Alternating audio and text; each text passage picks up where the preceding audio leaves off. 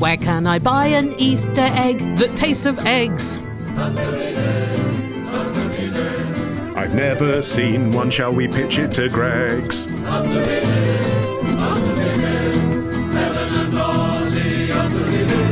In episode 415 of Answer Me This, we had a question from Jay in Minnesota, who was preparing to donate a kidney to a stranger, and Jay's wife was trepidatious about this. Yeah, and we decided to give it away to a lucky listener, I seem to recall. If we managed to pull their name out of their hat. Yeah. One each. Who's it going to be? And Eleanor from Portland, Oregon, has written in, with some comfort maybe, to say, my cousin's husband, James, gave his kidney to his brother, Jerry, and that kidney is nearly the longest still working kidney donation in the USA. Over 50 years. Wow. That's older than I am. Yeah. Eleanor seems very proud of the cousin's husband and cousin husband's brother, and says, I think it's a really beautiful thing to do, and it is more and more successful. Think of how much the medical field has improved since 1971. The risks are certainly much lower. Jay could save a cool person's life, not a wanker, like we talked about. Yeah. I mean, the wanker risk is still there. Let's not pretend it's not. Always. I'd say an increasing risk. I did actually Google celebrity kidney recipients to see whether there's been a true wanker that's received a kidney that we could all agree didn't deserve one. Mm-hmm. And actually, the list, although I suspect Big Kidney has intervened to make sure it's a popular list, they all seem like people I'd give my kidney to. Tina Turner. Yeah, Selena Gomez. Tracy Morgan. Neil Simon. I feel like Neil Simon would write a good sitcom about having my kidney. But these guys are brothers, so this isn't what we were talking about. We were talking about, and this is where the problem got sticky and difficult, altruistic kidney donation to somebody you don't know. Jay was saying, I want to give my kidney regardless, even if they are a wanker. And how do I tell my partner that's a good thing to do? And I'm not sure we've quite got the answer here, although I appreciate the anecdotal evidence. Tia from New Jersey has also written in to say, instead of assuaging your partner's fear, why not just don't donate a kidney and instead give a huge donation to the Kidney Foundation? Or do an earnest YouTube video imploring others whose partners do not have such fears to donate a kidney? That's like carbon offsetting for kidneys. This is just kicking the problem to other people rather than... Like, this is something Jay really wants to do, so... Yeah, I don't think making a YouTube video saying effectively, I'm not as good a person as I'd like to be, but I am good at preaching to other people that they should be better than I am. I don't think that's going to help Jay scratch their itch. No. I also think that, like, there are some charities where giving them money is definitely the thing to do, but, like, with kidney donation, you can't, like, buy one at Costco. You have to grow them out of human beings. So the donors is probably the important thing, isn't it? You know, like at the Vanity Fair Oscar party, you get in if you're holding an Oscar, no questions asked. I wonder, at the Kidney Foundation... Turn up with a kidney, you're in. Do you know what I mean? Like, it doesn't matter what you paid. Just in a carrier bag. Just wrapped in a paper napkin. Oh, God. Yeah. BYOK. We've had an email from Andy, age 48, from Chesterfield, who says, I've been watching a lot of BBC archive clips on YouTube, and I've been watching the bowel loosening footage, he says, of John Noakes cleaning Nelson's column. This was a Blue Peter classic from the 70s. Yep. Using just ladders, slacks, and a bucket. As in he was using a pair of slacks to buff up Nelson's column? As in, he's on a really wobbly ladder. He has no safety harness, no helmet, and is wearing wide-bottomed flares. That's where the slacks come in. Yes, well, it was 1977. Yes, everyone was. For people who don't know what Nelson's column is, all right, it's a 170-foot tall column made of granite in the middle of Trafalgar Square in London with a 17-foot statue of Lord Admiral Nelson on top to commemorate the victory at the Battle of Trafalgar in 1805, at which he died. Correct. I like that we're not defining John Noakes or Blue Peter, but well done on that. John Noakes, TV presenter of kids' TV show in the 1970s. Sure. And as terrifying as this looks, the TV presenter John Noakes doing it, the camera operator had to go to the top before him with their 1977 era camera. Terry, he's name-checked in the piece, which I think is John Noakes sort of effectively nodding to an adult audience. Give it up for Terry. He's gone further than I have here.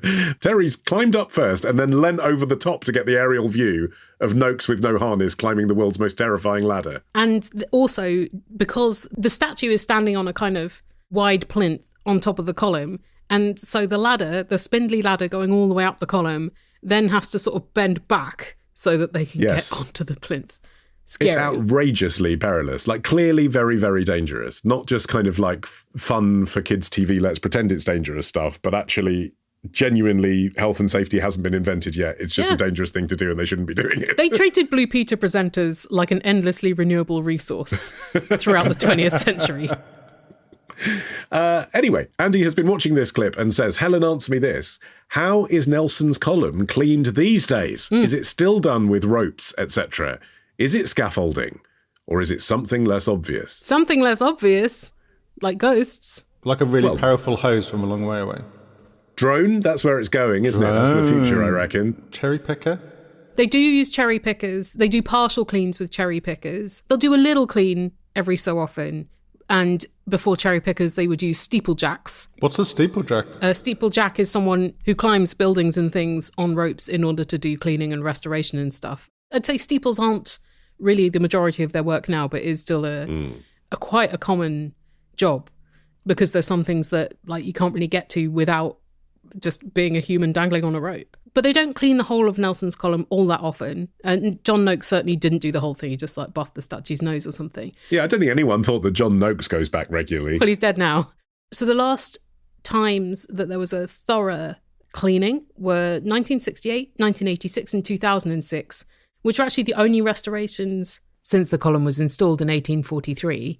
And for the 86 and 2006 restorations, they put up scaffolding and used sandblasters in 1968 and then steam cleaners in 2006, and also a light abrasive so they can just rub it without taking off too much of the stonework.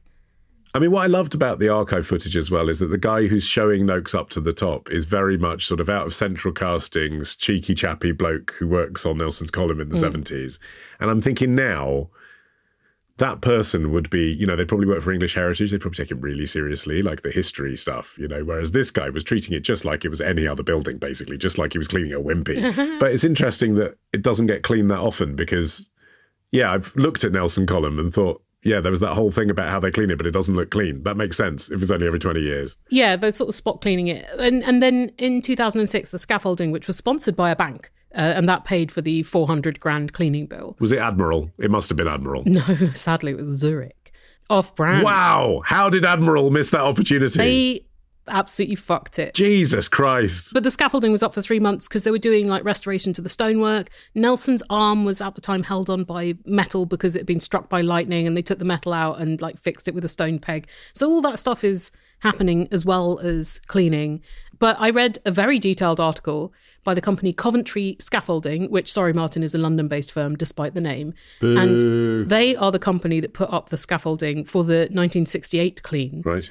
And they said it was quite difficult because the base of the column is square, and then it changes from square to round and tapers. And I thought, well, I've never considered the complications of scaffolding a tapering square to round column. At height as well, because it's one thing to say you work in scaffolding and you do a block of flats that's 6 stories tall. Nelson's column is tall, and there's nothing else around it to lean onto. It's tall. They said you had to remember to go to the toilet beforehand. Yes. But they remarked on the fact that some of the stones that make up the column weigh more than 12 tons. Yeah. And at the time it was built in the 1840s, they had to get them up there without mechanical lifting. Didn't even have John Noakes in his flared trousers to help. No, just to tuck them into the flares. They also said there's less pigeon shit than you'd think on the statue at the top of the column because it's too cold for the pigeons to roost there and their food is too far away. Interesting. The pigeons like the lions, don't they? That I've noticed. Yeah, they're convenient. Myself. And you're near a lot of tourists' foods. You're near a lot of McDonald's wrappers. Yeah, whereas not too much at the top. Fun fact about dirty, iconic buildings in London, which I discovered doing an episode of Today in History. Number 10 Downing Street, you know, you think of the bricks being black. I assumed they were designed black. They're not. Oh. That's dirt. It's all dirt? Are they like pale sandstone? I think what happened is it became an iconic building because it was dirty. And so over time, they may have replaced bricks with bricks that are that colour. But originally that was smog that made it that colour. It was like London air and pollutants. It wasn't supposed to be that. It was a brick house. It was a normal brick house. And that's the colour it went from being in central London. I remember in the early 90s going to visit my brothers when they were studying at Oxford, and the high street was this sort of like smeary grey. Yeah. You know, all of the old buildings. And then they cleaned them and I was like, oh, this place is yellow. How confusing.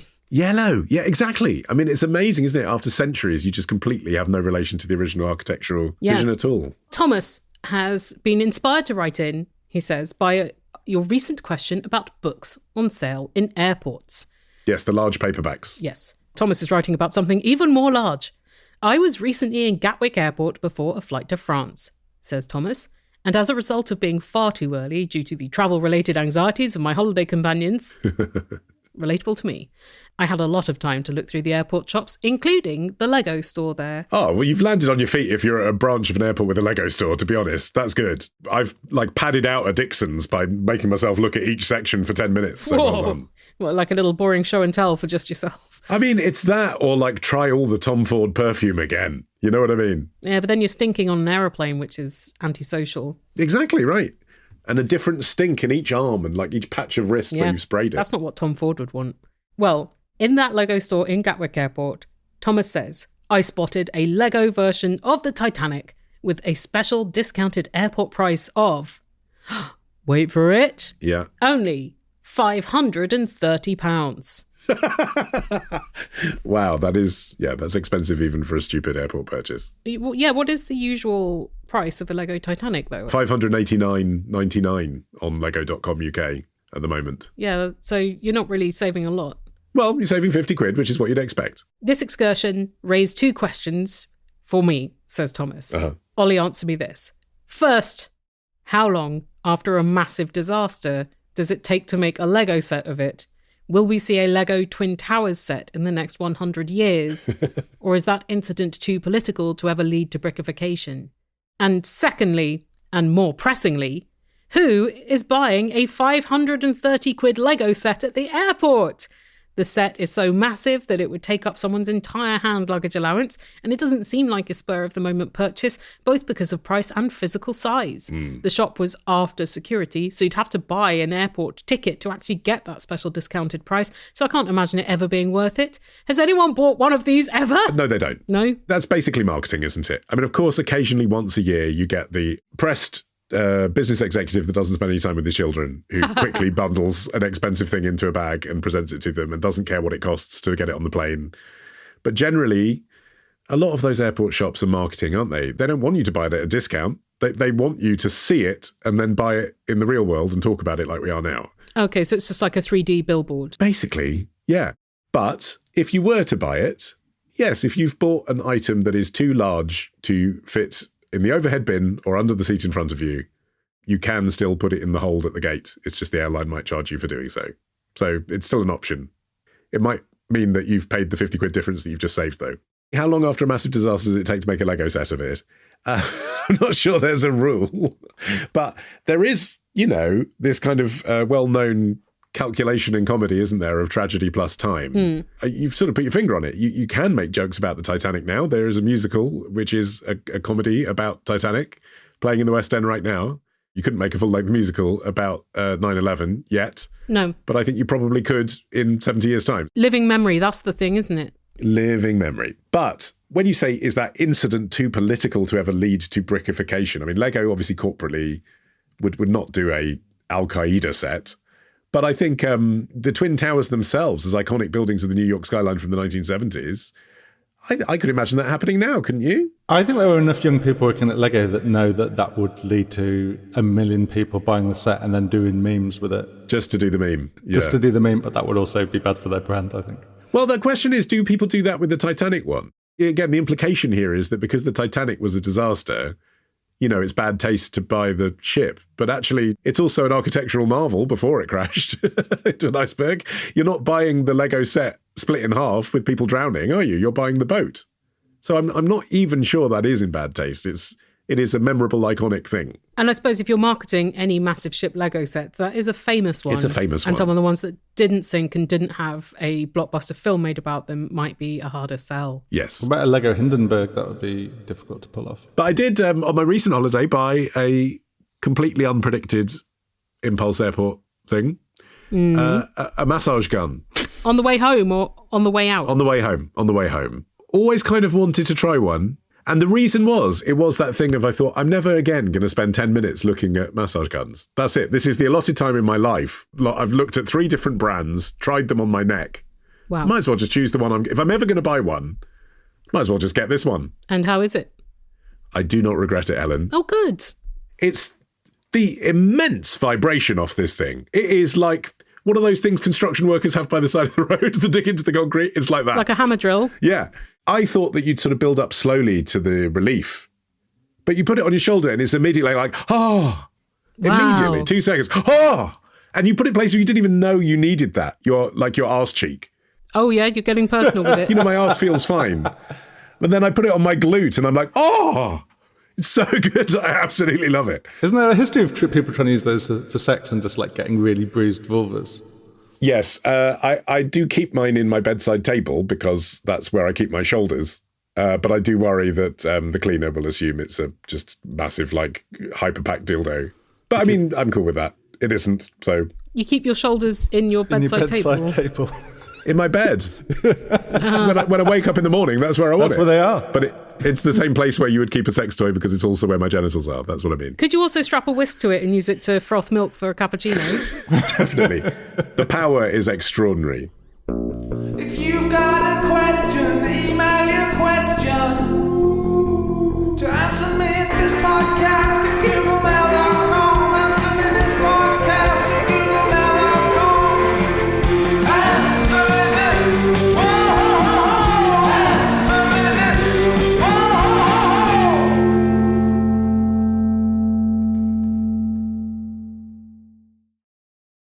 Here is a question from an anonymous man who, incidentally, by the way, says, I'm so glad that you're back. I first started listening to you when I was 15 or 16, thanks to iTunes Highlight. Wow. And it feels very strange now, writing to you about my divorce.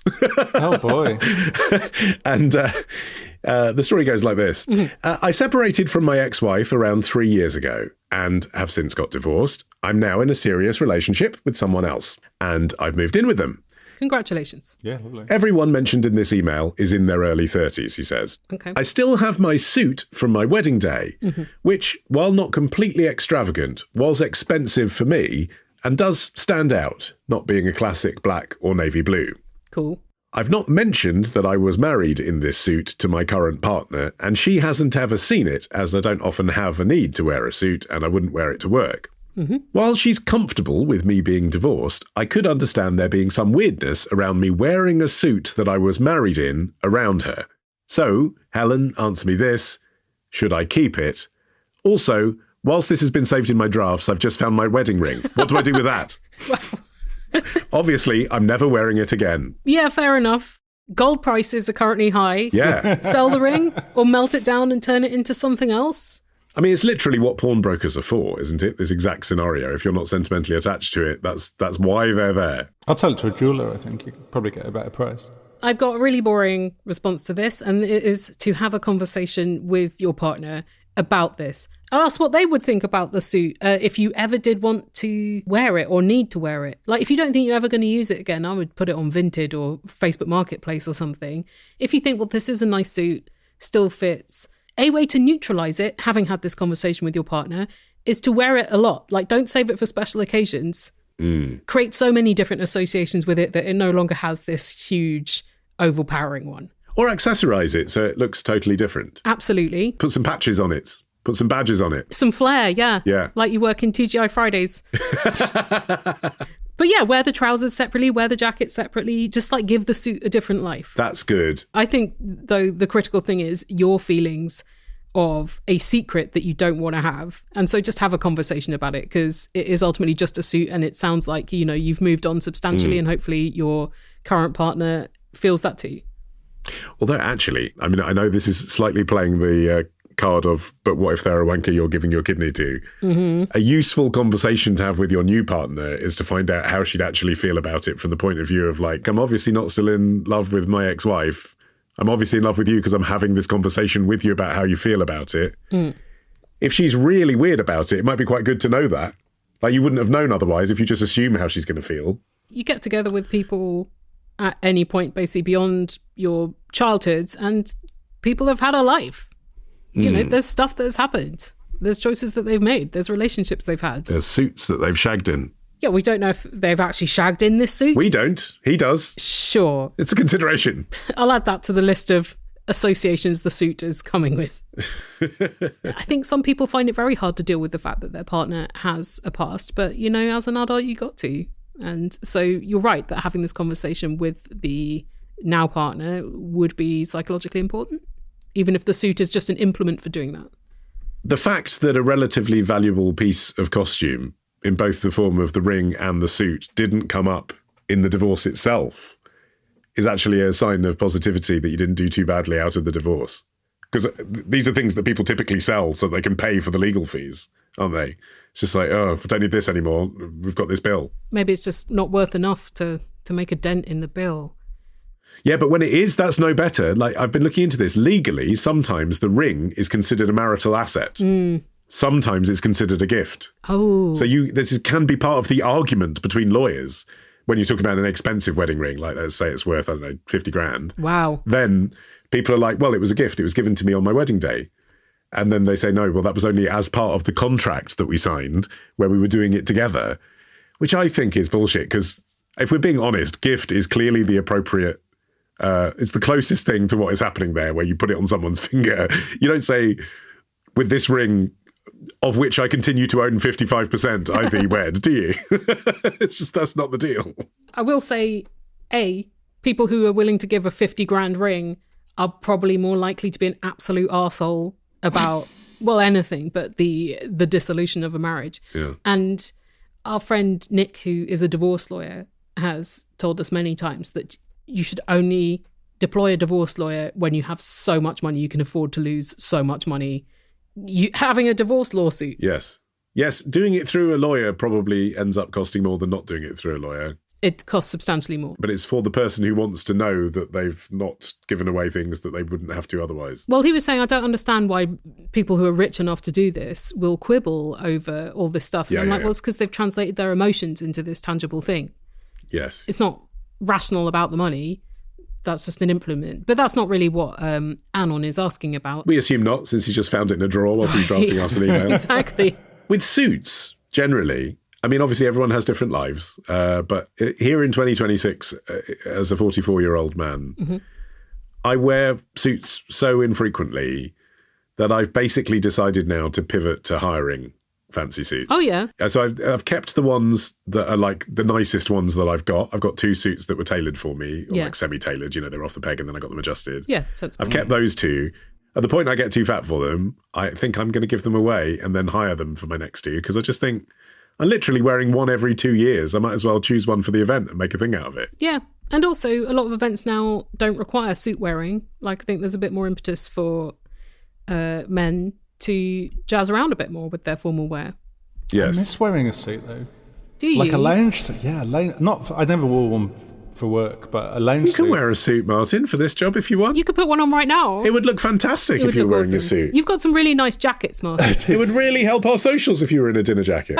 It looks really cool. I mean, the thing is, I like wearing T-shirts for work because I feel like the work I do is practical, and I like to feel like I'm a sort of audio mechanic. Jeez. I know that sounds really stupid, but that's the mindset I get into. I'm like, I'm not a fancy guy. I'm just squeezing the guts of audio. You need one of those work shirts that says Soundman on the side and a badge. But I do love wearing a suit. I think I look good in a suit. And yet you so rarely wear a suit.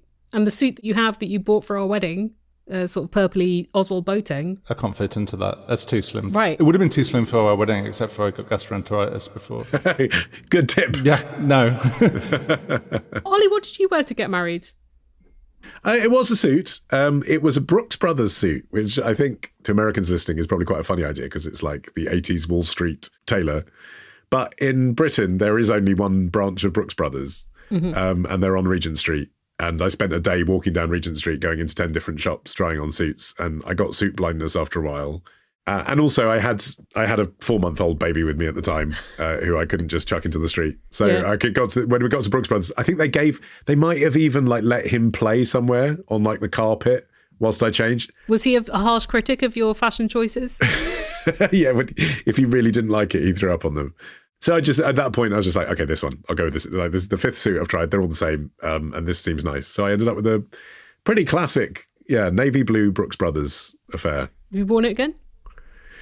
I must have, but because I got married in Gibraltar, where it's obviously like sort of 7 degrees hotter and more humid than in the UK at that time of year, I discussed all that with the guy in the shop and deliberately chose a fabric that worked well in humidity. Oh, ingenious. So it was a summer suit. I think I've worn it to like go to horse racing or something similar, like something in the summer, or maybe someone else's wedding once in the summer, but it only works in the summer is what I'm saying. So no, it's not, it doesn't become my multi-purpose wear to office meetings type suit, because actually it's a summer suit. Summer's coming, Ollie. Time to smarten up. Yeah, going to be wearing it every day from now on. I think you should. Pink handkerchief. I think that when you do have clothes that are special, wear them. Don't save them, because Yes. I had a dress, like it wasn't an expensive dress. It was like 30 or 40 quid. And I was like, oh, I'm going to save this dress because I really like it. And then by the time I was like, special occasion, time to wear the dress, I was like, not really feeling it anymore. Yeah. Wear the good stuff now. I hear that and I agree, but I think there's got to come a point where you acknowledge that sometimes preserving things from disaster is worth doing. So my grandma had a dining set. Mm-hmm. It had been in her sitting room for 40 years. I remember it in the 80s having plastic on it and thinking how ridiculous it was that she had plastic on her dining set in the way that people of that generation did. After she died, it went into my mum's house. After 2 weeks, my son Toby sat on it, had lunch and smeared gravy all down it, and now it's stained forever. Oh, right. When you said dining set, I pictured like ceramics, but you mean like The chairs and the table. Oh. The cushions. Yeah, wow, he yeah, took yeah. out like a whole set of furniture in one meal. Just one chair, but it stained it forever. And I was kind of thinking, like, my philosophy is use it, don't save it for best. What's best? But then it turns out best isn't a 5-year-old smearing gravy on it. Can you get it reupholstered? Or cleaned, just professionally cleaned. Yes, I think you probably can. Do you like it? It's nostalgic. That's the thing, though, isn't it? It's like, well, I'd never Yeah. choose this, but I can't get rid of it. I'd never choose it. I'd never choose. I could get rid of it. I like it in my mum's house. If and when my mum dies, I don't want it in my house now. Yeah, but it's nice to see it occasionally. Maybe we should just smear gravy on every chair to make it match. Well, then you can sort of think, Terry would like that. do I actually like this chair, even with gravy on it? Or am I keeping it out of sentiment? Maybe that is a useful rubric that Toby inadvertently invented.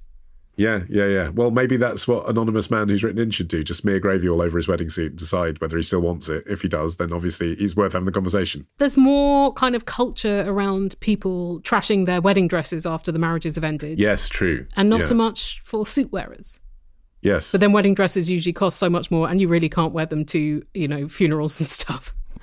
Well, you could. It would be That would be a bold. flex. Please send me pictures if you did. I think that the considerate thing to do with stuff that might otherwise get handed down is to like deal with it before you die, so that your grieving family are not like, oh, what the fuck am I going to do with this soup tureen? It's a bit dark though, isn't it? Because then you are walking around like kind of giving your household possessions to people that visit. That's what my granny did. It's a bit macabre. It was a bit macabre, but it did save a lot of time afterwards. She died as efficiently as she lived.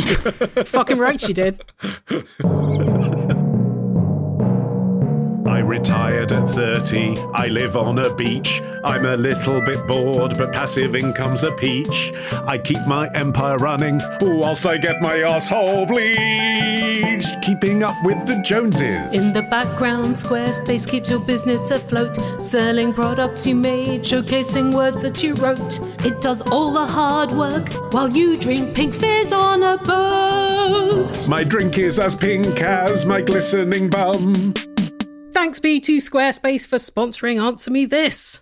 And making it possible for everybody out there, and I mean everybody because it's easy, to design a beautiful website that's instantly available on mobile or tablet, just as it is on desktop. And, you can check how your website is going to appear on the things you mentioned, Dolly, desktop, tablet, and phone, because it's simply not a given. I still go to so many websites that, despite the mobile era that apparently most people are doing their interneting on, are fixed width. Here. And that width is significantly wider than phone. And Squarespace saves you from that terrible fate. And also, they have some pretty zippy 21st century tools these days. Absolutely. They're like, don't worry, this functionality will just quietly occur in the background and you don't have to patch or upgrade anything or completely overhaul the whole thing. Yay. Try it for yourself. Go to squarespace.com/answer. You can save 10% off your first purchase of a website or domain if you use our code ANSWER. Here's a question from B, who says, Ollie, answer me this. Why World Book Day? This is a question born of passion, rage, despair. Yeah, a primal howl there Yep. of pain echoed by unorganised primary school parents everywhere. Yep. Since my child started school in the UK, says B, I now have to care about this day for the rest of what? Primary school? Yep. B has numerous questions. 1. Why does World Book Day exist in this current form? 2. When did this parents' craft nightmare begin? 3. Is this also a thing in other countries? And why is it called World? Is it because it's something to do with books from all over the world? 4. Who created this day? And for what purposes? I'm going to add the invisible question. B doesn't ask. 5. How can B find that person and kill them?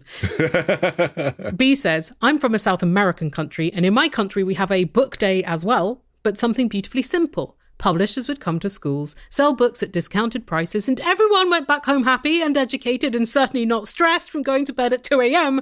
and with hot glue gun burns. Let me just sort of preface my answer to all these questions by saying that I think I generally prefer a world with World Book Day in it to a world without World Book Day in it. Uh-huh. But I do, obviously, you know, as a stressed and busy middle-aged dad of 2. With limited interest in crafting costumes? I think that's probably fair. Yeah. Identify with the frustrations that B is exhibiting here. World Book Day was actually created by UNESCO. Okay. The first one was on April the 23rd, 1995. And interestingly, it was originally called World Book and Copyright Day. Oh, kids love copyright. Oh, God. I just love the idea of dressing up my children. There's a big C. Yes. Today you're going to get dressed as my favourite legal protection for authorship. I don't think they're so fucking dressed as lawyers. And the reason that UNESCO chose the date of April the 23rd is because the whole thing is inspired by a Catalan tradition, which in itself was inspired by Cervantes, who wrote Don Quixote. Is it a tradition on a par with the shitting log at Christmas? No, he was known for distributing books to his friends and family as gifts, basically. Kind of like a proto-Dolly Parton. And the date that Cervantes died was April the 23rd. That's the same date that Shakespeare died. So you've got these two great European authors, both died on the same day. So UNESCO chose that as World Book Day, or World Book and Copyright Day. And the purpose of it really was just to spread the word about literacy, particularly in countries, obviously, where children don't have access to books, all very worthy, like you'd expect from UNESCO. But then what happened, and the reason why the answer is a bit more complicated is to, you know, does it still happen all over the world? What happened is that in the UK, the Blair government registered a charity. So there's a non-profit called World Book Day, which exists to publicise and recruit schools and sponsors to get involved. But it's now become bigger than the event itself in the rest of the world. So yes, 100 countries around the world do participate in World Book Day, but more along the lines that B is suggesting. Whereas in this country, because it's registered here, and also because there's this kind of public-private partnership thing going on, it's just become this absolute monster. So the business then about why dress up, because it's about books, why can't they just give out free books and talk about books? The issue is not every child likes books. Not every child likes dressing up either. No, I didn't. I mean, when Helen was a kid, she was allowed to put on a potato sack, and that was how she played dress up. And her family were like, that was dressing up day. Sometimes she'd have a little hat made from natural potato. It's actually worse than that. Of course it is. My school had an annual mufti day. You know, you wear your home clothes to school. Yes. I was at school 6 days a week, right? So there was only one day a week where I had to wear my own clothes. My family did not have money. Most of my clothes were like not representative of how I wanted to dress, and I didn't have style. Yes. And so often I would just be like, I'm just going to wear school uniform to mufti day. I'm just going to pretend I forgot. That is the saddest thing. That is much sadder than what I said. Told you it'd be worse. Oh, God. Anyway, the whole point is about getting children to read for fun. Reading for fun is the single biggest indicator, apparently, that a child is going to grow up to enjoy a happier and more successful life. This is according to World Book Day's own research. Well, maybe they should stop making people study Thomas Hardy books at school. So the idea of dressing up and associating dressing up is to try and get children to think about books in a fun way. demonstrating that they've read and understand books without saying, let's do a comprehension exercise. You can ask the class, so who are you going to dress up as? What's the most fun character we've learnt about this year? And then you're talking about books and trying to establish the idea that it's fun. So, I mean, that's kind of the idea. But what's happened is because it's an enormous stress, especially if you've got multiple children and you've got a job and you forget, and because Amazon Prime exists, what happens is 24 hours before, people are like, oh, fuck, we haven't got a costume. I'm not going to spend all night fashioning a Roald Dahl character out of tinfoil. So I'm going to order a, off the peg, Where's Wally? It's become a thing where so many kids now turn up in commercial costumes that some of the imagination and creativity of building your own has gone, but also children from poorer backgrounds tend not to be able to afford those. So they come in the homemade costume. So you have this social strata that's evident in what they're wearing. So what might be cool is if for World Book Day, you made your costume at school out of just like bits of rubbish and stuff. Yeah. Maybe that would be better. It's not mutually exclusive. So like most schools have various different options of things. So my older son's school this year did comfy clothes instead of dress up as a character to embellish the idea that you read in bed, you read in a comfy chair, come in your pajamas, then it's like absolutely literally zero effort. You just don't get changed that day. And then, everyone's creating the atmosphere of we're all going to relax and tell each other stories. I'll be honest, I was in the assembly and I thought it was a cop-out. I mean, I actually thought they'd taken it too far the other way, looked lazy. And because I really liked it when we went the year before and all the teachers had dressed up because it's like, oh, that's Mr. Donnellan as Mr. Bump. I mean, that's quite fun. The best year they did, I think, from the perspective of making it accessible to everybody, was there was one year where they said, bring a wooden spoon and decorate it as your favourite character. So you could bring an old wooden spoon from home. Okay. Our Mr. Tickle wooden spoon is still in our plant pot in the kitchen, has been for 6 years. So that lasted as well. As a child-free person, I just keep track of this from friends posting pictures on Facebook and occasionally statuses of how riling it is. But it's not just World Book Day. There seem to be so many days a year where they have to rustle together a special outfit for their kids. Yeah. That is kind of the issue, actually. As you say, Mufti Day, that's still a thing. Christmas Jumper Day. Wear yellow for children in need, wear a ribbon for mental health. It's like it's a thing every probably 2 weeks. And if your kids are at different schools like mine are, then that's every week on average. You've got to remember, in addition to everything else, PE on Monday and Wednesday, swimming on Thursday, pick up late on Tuesday. It's just like, you just can't remember it all. And so you end up doing mad last minute shit. So there's one year where we had completely forgotten that it was World Book Day. Literally in the WhatsApp group on the way to school, it was like, oh, fuck, it's World Book Day. As it happened at the time, Harvey was a fan of Horrid Henry. So we were like, Harvey, just come back in the house. Like, we just got him in the car. Come back in the house.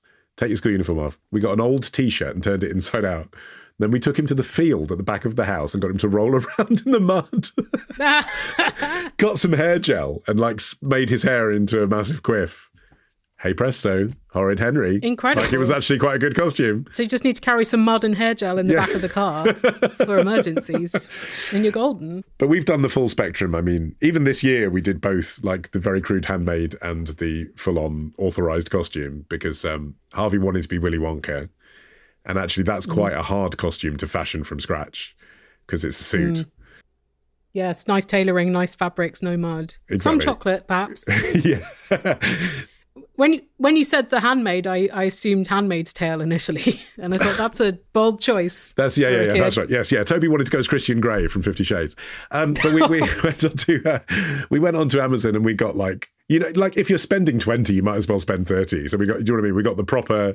It was very much the authorised Warner Brothers Gene Wilder as Willy Wonka costume, which Harvey was wearing, which was pretty cool, but completely unnecessary. Yeah. Whereas Toby, he didn't care about World Book Day, didn't know what he wanted to be. So we just decided, right, you're Mr. Twit. Oh, classic. We got an old fake beard that we had from another Halloween costume and stuck some sausage puppets in it, like finger puppets that we had from their play kitchen with some Velcro into the beard. That's all he had. It was a great costume. I mean, he looked like Mr. Twit. Yeah, so you just got to go as people who kind of dress fucked up as their brand. Yeah. Or upcycle generic costume. We had another year where Harvey wanted to go as Tok from the Phantom Toll Booth. Great book. Dog costume that year. Yeah. But then the following year, when Toby didn't have a preference, we were like, right, you're Harry McClary. And it was the same costume without the clock.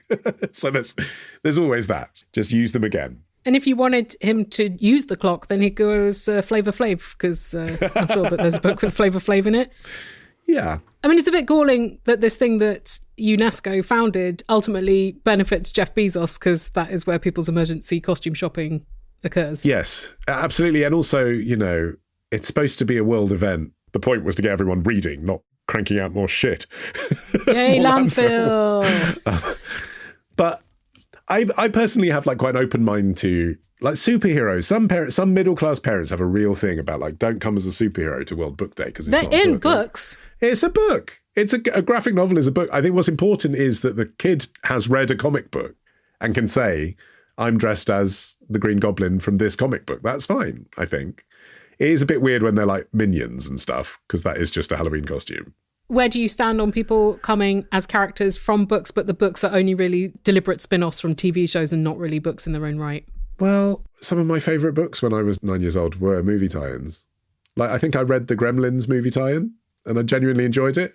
My friend Don has been lending me the novelizations of Cracker, and those are surprisingly good. They got some really good writers. Talking about slack costumes for just making people look dirty and lazy. That's a great costume for next year. For Cracker? isn't it? Yeah, Robbie Coltrane as Cracker. Yeah, just get him a blazer and some cigarettes. Mm-hmm. And kids love Cracker. I mean, it does actually, the whole event, really underline how few children's authors have actually cut through in this readily identifiable visual way. It's literally Roald Dahl characters, Harry Potter characters, Julia Donaldson characters, and Where's Wally? That's it. All the others are the renegade ones that represent 10% of what people turn up as. And those, of course, are the interesting. You know, if a girl comes as Jane Eyre, that's actually like, oh, wow, okay, she's read a book. You know what I mean?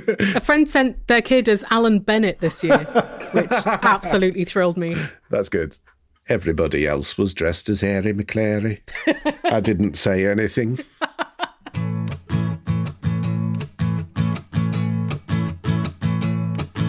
Helen and Ollie, answer me this. I don't want you to dance or kiss, but reveal your theories and take off your muzzle. Ponder my query and solve this puzzle. It's swell. Good golly, you crazy kids. Oh, Helen and Ollie, answer me this.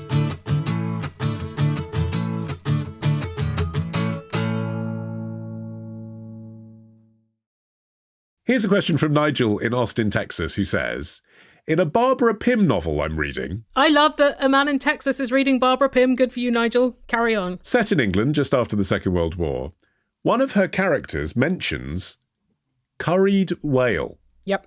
So, Helen, answer me this, was whale curry really a thing back then? Afraid so. Who sold whale meat, fishmongers or butchers? And could a strict Catholic eat it on a Friday? I believe it was categorised as fish for Catholics so they could eat it for Lent. But there was another reason why the taxonomy of meat/fish for whales was important. During the war, meat was rationed. Fishing around Britain was much curtailed because it was far more dangerous because of German U-boats. The whaling industry for Britain was still very much a thing until the 1960s. And in the war, whale products were really important. Like they used the glycerine for explosives. They used the fat in margarine and soap. They use the oil for like machinery, like sewing machines. I love that. Just, can I say, when I was reading Moby Dick, there were some footnotes around all the different things they could use blubber for. And I think it's one of my favourite things I've ever read. I was just like, what? Oil from their heads for candles, oil from their stomachs for cosmetics, lubricants for machinery, make a basket out of it. It's like, how many bloody things can you get out of a whale? It's amazing. Yeah, corsetry, pre-plastics, they were using like whale. A whalebone, yeah, petticoats and all that. Baleen was used for like umbrella spokes. It was used to make brushes, also used in corsetry. But the meat in Britain was not very popular because it is at best bland. It stinks whilst cooking it. It can be very tough. They would have to like soak it and then steam it and then soak it again and then douse it with as much flavour as possible, hence the curry. I was going to say, because the only British way of cooking things in this era would have been boiling it to fuck. So it's going to stink out everything, isn't it? I think also if you roasted it, it would just be like inedible. Also rank. Super tough. Yeah. But whale meat was not rationed during World War II. And even then, the Brits were like, nope, fucking gross. Wow. Even in the face of no bananas and all you can eat whale, they're like, no thanks. Yeah. They're like, fuck it, I'm just going to eat brick dust. So Britain had this huge surfeit of whale meat that no one wanted to eat. It was canned, it was dehydrated. The canned stuff, they were like, look, it's just like corned beef, but it's whale, and we call it Whacon. Whacon. That's brilliant. Love a war food. Whacon, like bacon, but whale. Yeah. But because the civilians wouldn't eat it, they tried to feed it to the army. And that's where the meat-fish thing becomes important, because in India, the British army had a lot of Muslims fighting for it. And therefore, being vague about where meat had come from and how it had been killed did not go down well with them. So the army were like, hey, it's fish. It's fish. Yeah, it's fish. Nonetheless, the troops were like, fuck no. Okay. Here's a question from someone who would love a fondue party again. Aw, you can have one. Dreams can come true. Take some cheese and put it in a fondue. The other day, my friend and I, they say, were talking about my upcoming birthday. And I told her about the time I was throwing my 12th birthday party, circa 2004. Uh-huh. And it was a meat fondue party. Yes. Meat fondue. Don't catch Gabrielle singing about those. So we melt meat. You cook cubes of raw meat in boiling oil, otherwise known as fondue bourguignon. There is also like fondue chinoise, which is cooking the meat in broth, which is like hot pot. My friend's instant reaction to this 12th birthday party meat fondue setup was that I was bougie. And as I couldn't afford hosting a party with a meat fondue now, I can certainly see her point. I think having a cheese fondue would be more expensive because you have to get like quite expensive cheese for that. Whereas you can get shit meat and then just a litre of sunflower oil. But I've been pondering this, they continue, as I didn't necessarily grow up rich, but more of a 90s to noughties middle class with a food-interested mum. Mm-hmm. So Helen, answer me this. Was I bougie or was it just the noughties? I don't really associate it necessarily with being bougie so much as kitsch. At that point, depending on where you are. Yes, exactly. It was already 30 years old since it'd been trendy, wasn't it? Right. It was like trendy in the 70s in Britain. Like my parents had a wedding present fondue set that was like mustard coloured. They got married in 1970. That was like a real classic. But then if you're Swiss, it would have just been a pretty normal food. I think they'd mention if they were Swiss. I think they probably would. And also meat fondue, I don't think would be the fondue of choice in Switzerland because in the 1930s, fondue was declared Switzerland's national dish because of a campaign by the Swiss Cheese Union. They had slogans like, fondue is good and creates a good mood. But the union was quite clouty, and so it was able to fix the price of milk. It was able to declare which types of cheeses could be produced in Switzerland and which couldn't. It limited production. So the country needed a significant reason to be cheesy so that the industry was protected. And they were like, well, liquid cheese, après-ski, go for it. And so, like, for the rest of the 20th century, fondue was that big in Switzerland because of union shenanigans in the 30s. But also Switzerland's a country that just relies so heavily on tourism, doesn't it? I know it's a wealthy country, but in terms of, like, people populating its restaurants, it's mostly tourists, isn't it? And they're mostly there, as you say, in the winter. So, I mean, there's a big profit margin on liquefied cheese. And it was a good cold weather food, not just because it warms you up in mountainous regions after being outside, but also because like the cheese and the bread can be produced at, months before. And then you liquefy the cheese, you re-toast the bread and set to. So meat fondue then, is that more bougie or less bougie than cheese fondue? The reason why it originated, supposedly, was farm workers who were unable to leave the fields to go and have lunch would be able to cook meat in the pot of boiling oil. I guess because like all you need is a stick to eat it off. And the cleanup is the boiling of the oil, like you're not soiling a plate. Is that true? That sounds like a just so story. It does sound like made up shit, yeah. But it's oft repeated. Also, like a pan of boiled oil chucked into a field, that's quite damaging, actually, compared to other things you could finish eating and then throw away. Yeah, but not compared to a pan of liquid cheese. Sure, if you're just surviving on fondue, then it is, yes, less damaging than that. In terms of like having any kind of food-based gastronomic 12th birthday party, whether that's bougie or not, I would say not, because the 12th birthday party, it's a very specific point. It's interesting, isn't it? It's the age of bar mitzvah, isn't it? The 12th, 13th border. That's the age at which, in so many cultures, you become a grown-up.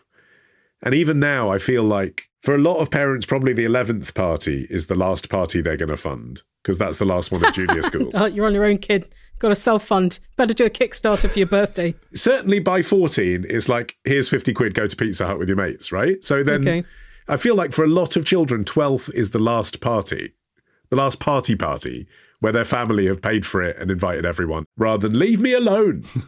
So I feel like this party isn't bougie, because although it sounds expensive because fondue, it is actually substantially cheaper than hiring a venue like you might do for a 9th or 10th birthday party. It's kind of low key compared to that. So from that perspective, I think it isn't bougie. It's a stepping stone on the way to a more grown-up birthday. I think also, let's be real, kids now have much easier access to sushi in many parts of the world. True. So what would have been considered very bougie when we were young, or just like inaccessible, exotic. I'd say like when we were young, basically impossible to obtain where we were. In our early 20s would have been like still quite bougie. Now like incredibly ubiquitous. So Sainsbury's. Like, yeah, right. Petrol station. It's like hummus. I don't think bespeaks bouginess now as a shorthand the way that it did 20 years ago. No, picnic staple now, isn't it? Whereas, yes, 20 years ago meant I've been to Waitrose. Yeah, and it is also cheap. It's a chickpea paste. Yes, yeah, sure. So I think that concept is more like about your fears, isn't it, than the food stuff itself?